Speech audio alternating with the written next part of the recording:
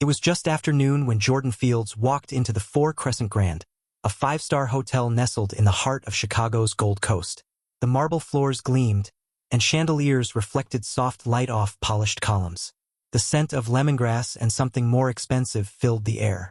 Jordan paused just past the revolving doors, letting his eyes adjust. He wore a black windbreaker, dark jeans, and sneakers that had seen years of wear. In one hand, he held a folded umbrella, still dripping. Over his shoulder, a canvas bag with frayed straps. He moved toward the front desk, stepping quietly, as if trying not to disturb the silence. The man at the concierge station noticed him first. "Sir." The voice came quick, clipped. "Are you lost?" Jordan turned. "No, just checking in." The concierge blinked. He was young, maybe 25, in a perfectly tailored uniform. His smile didn't reach his eyes. "Aha, checking in? Do you have a reservation?" Jordan nodded. "Yeah, under Fields." The concierge didn't move. "And what's the first name?" "Jordan." Still no motion. The concierge looked Jordan over again. "The shoes, the jacket, the worn bag.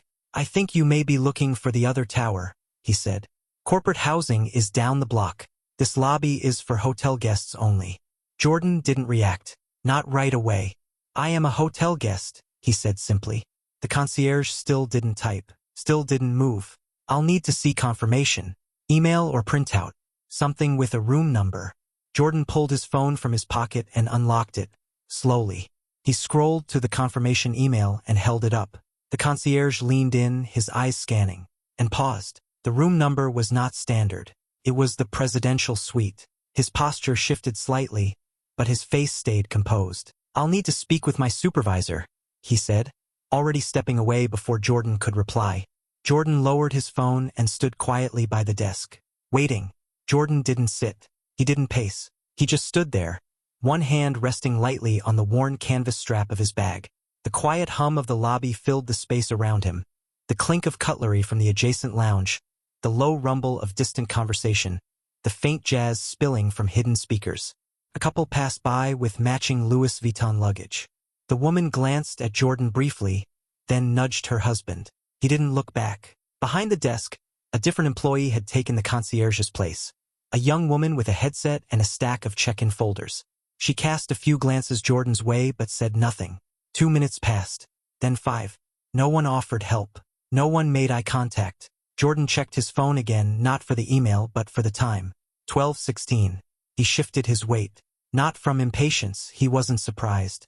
This happened often enough that he'd stopped feeling much about it. He just needed a room key. That's all. Across the lobby, the elevator dinged.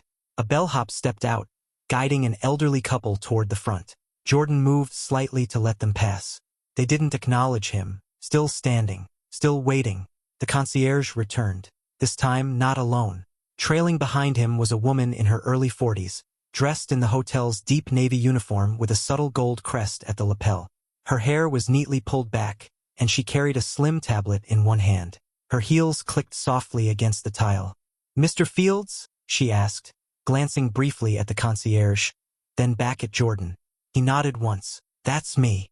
She looked at the bag, the jacket, the shoes. Then her expression shifted, but not in a way that said welcome. "Would you mind stepping over here with me for just a moment?" she said, motioning toward a smaller desk set off from the check-in counter. Jordan followed her. The concierge stayed behind. The woman sat, tapping her tablet. "I understand you're checking in, but there seems to be some confusion regarding the reservation." "No confusion," Jordan said. He kept his tone even. "The suite was reserved a month ago. Confirmation was sent. My name's on it." She stopped tapping and looked at him directly for the first time. "We just want to verify. It's standard when someone reserves a premium suite, especially without a travel assistant or corporate liaison." Jordan didn't smile. "You mean when someone walks in wearing a hoodie and doesn't have a suitcase?" Her face stayed still. "We treat all guests equally, sir." He said nothing to that. She looked back at the screen. Her eyes narrowed. A brief pause. "I'll need to see ID." Jordan handed her his license. She looked down, then looked up. Her face changed. The silence stretched. The supervisor held the ID in her hand longer than she needed to. Her lips parted slightly, as if words had started to form, then stopped. She glanced at the tablet again, then back at the license. Jordan Fields. Presidential Suite 3 nights. Black card on file. Personal note from the general manager. Ensure Mr. Fields has everything he needs. The pause became uncomfortable. Jordan didn't move. Finally, she cleared her throat. I apologize for the delay, Mr. Fields. Your reservation is in order. Jordan nodded once, slowly. Good. The supervisor handed his ID back carefully, as though trying to recalibrate the tone of the conversation without acknowledging what had just happened. We'll have your key ready shortly, she added. Would you like a welcome drink while you wait? Jordan looked past her toward the front desk. The concierge was watching now. So was the woman from earlier. So were 2 bellhops near the elevators. I think I've waited enough, he said quietly. The supervisor hesitated. Understood. She tapped a few final keys and stood. Let me just. But then a voice called from across the lobby. Calm. Steady. Jordan. Heads turned. The general manager had arrived. The general manager walked quickly but without rush. The kind of stride people use when they know exactly who they're looking for. Mid-50s, dark suit, no tie. He moved with quiet authority, nodding briefly at the concierge without slowing down. Jordan Fields, he said again, smiling now. Didn't expect you until later. Jordan's expression softened, just slightly. Figured I'd get in early. Thought I'd check how things were running. The supervisor stiffened beside him but didn't speak. The general manager extended a hand, firm and warm.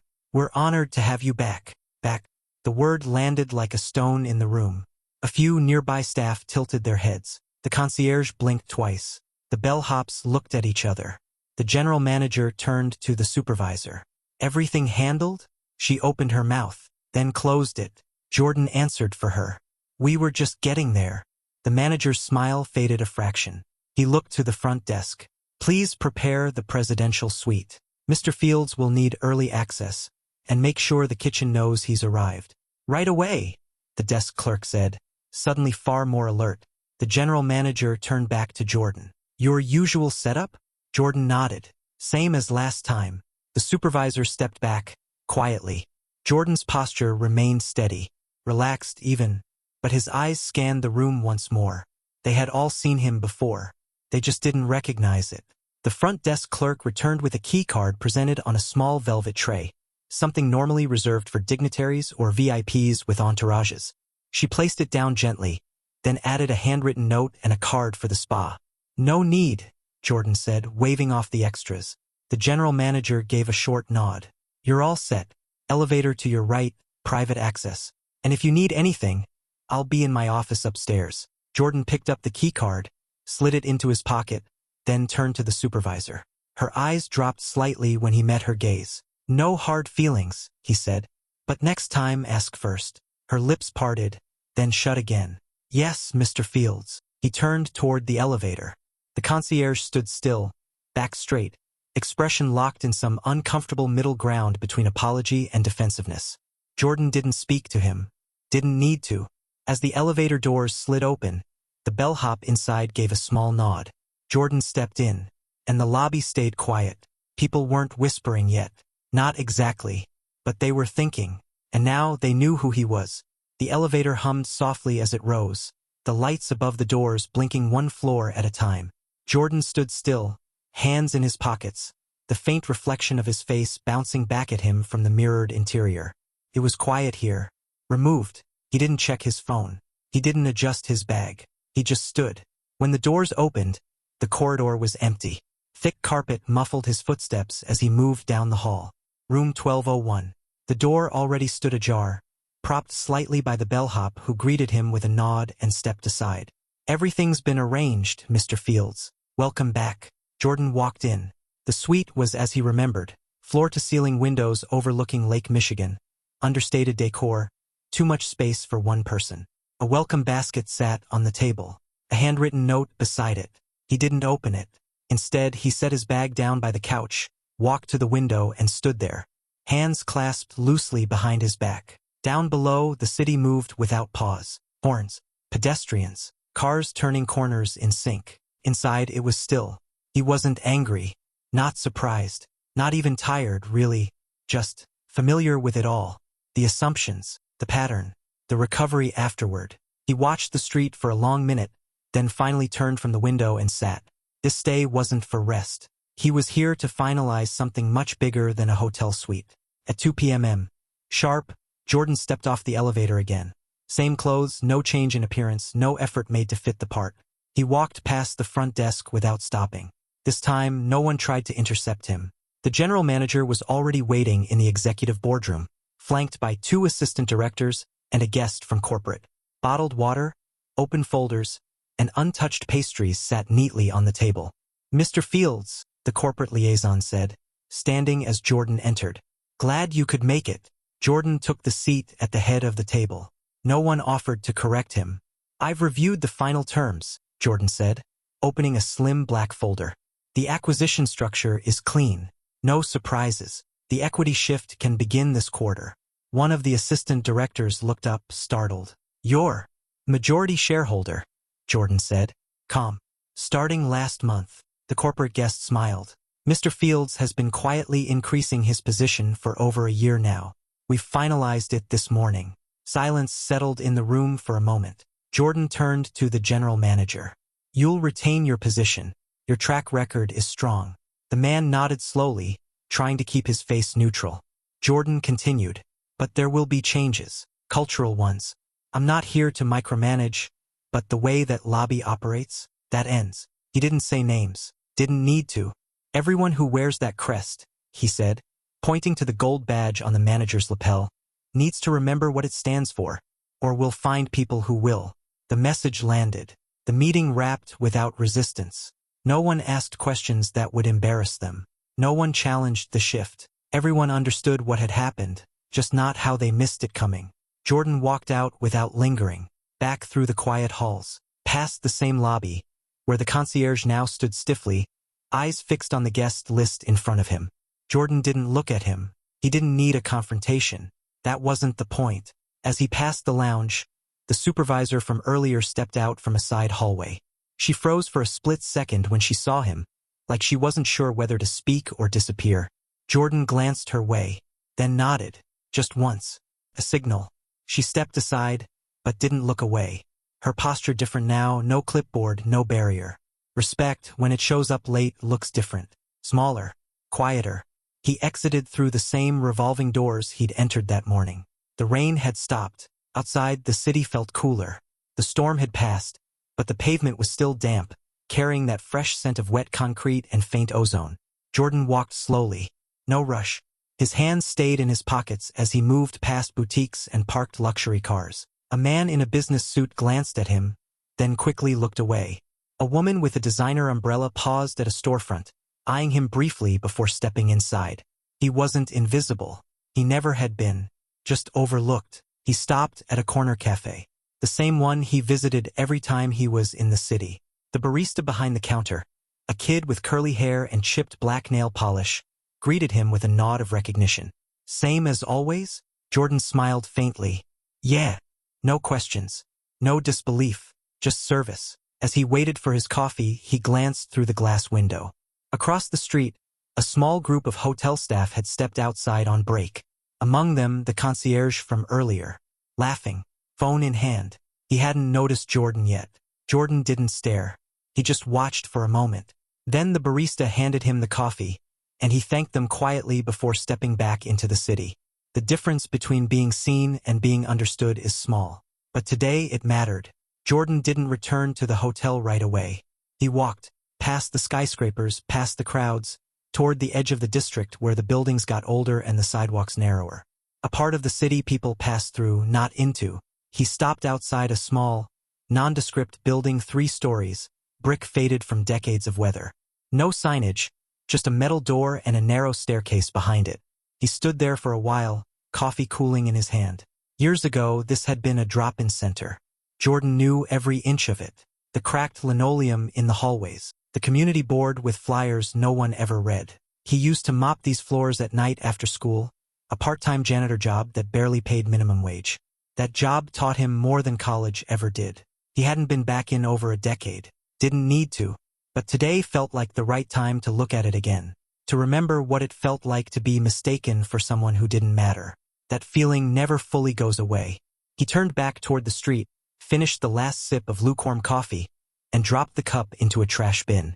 He wasn't here to dwell, just to remember.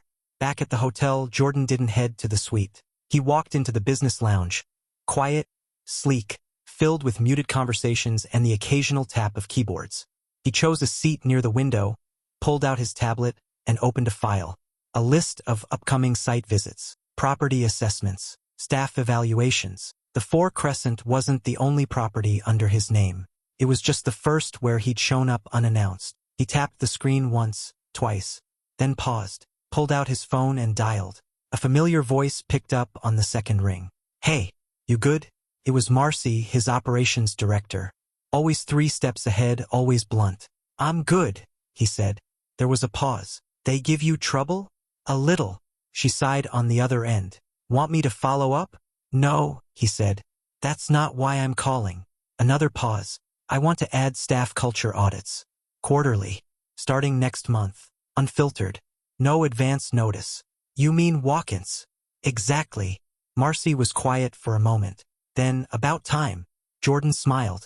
"Start drafting the framework." "You got it." He ended the call and stared out the window. No announcement had been made. No memo. But the real shift had already started. That evening, Jordan went down to the hotel restaurant for dinner. No reservation. No announcement. Just a guest with a black hoodie and a quiet presence. The maitre d' recognized him now. Offered him the best table. Jordan declined. Chose one near the back instead, quiet, near the wall. As he scanned the menu, he noticed them. 2 employees standing near the bar, whispering. The supervisor from earlier. And the concierge. Neither approached. But they looked, then looked away, then looked again. Eventually, the supervisor stepped forward. Cautiously. No clipboard this time. Just her and her nerves. "Mr. Fields." He looked up. "I wanted to apologize. Again. For earlier." Jordan nodded. "I heard you the first time." She hesitated. I've never seen someone come in like that and seem out of place," he finished for her.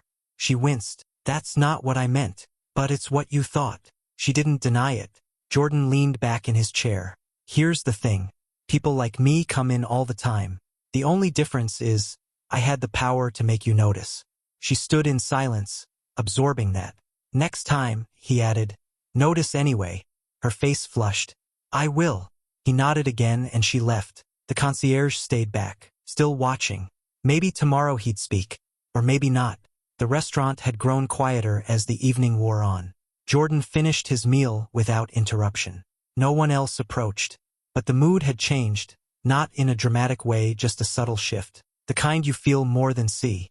As he stood to leave, he caught a small voice from the corner. "Excuse me, sir."